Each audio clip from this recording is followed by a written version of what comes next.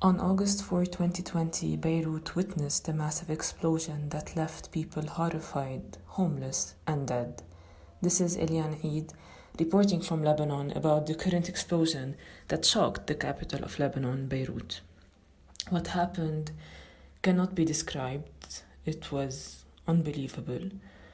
I was 2 hours away from Beirut and I was able to hear a clash that I did not know what was the reason behind it. This sound was heard all over Lebanon and even in Cyprus. Around 6 p.m., we were able to know that this was a chemical explosion in the port of Beirut.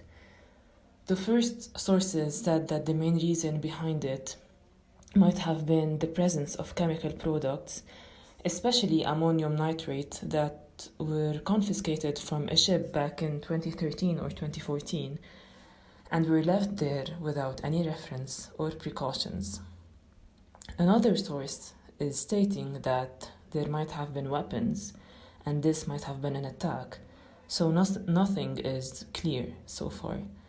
There are more than 100 people that are killed, 4,000 are wounded, and as of today, 300,000 people are homeless. This is actually the worst period for Lebanon. The government's main forces were focusing on the explosion area, whereas people were hurt and had to reach out to their own community. Firefighters, the Red Cross, and lots of rescuers were available 24/7 to help people get to the hospitals, but every hospital in the Beirut area was overwhelmed, and they had to operate in parking lots without electricity or even enough materials. The anger and frustration can be seen all over the faces of all victims and their families. People have lost their loved ones, their homes, their cars, and even their jobs. Beirut is completely numb. Everything is almost destroyed. Every house, company, restaurant, and building. The day after this explosion, Lebanese people came together to clean the streets of Beirut, to provide food, water, and shelter, and they opened their homes to those who were affected.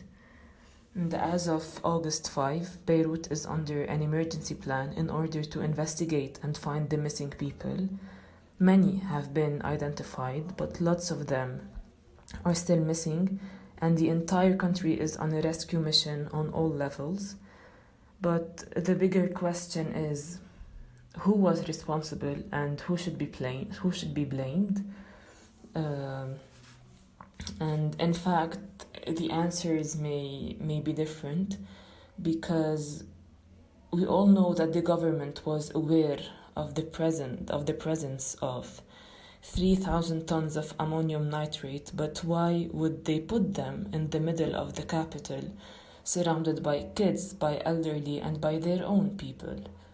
The media has called it the Hiroshima of the Middle East.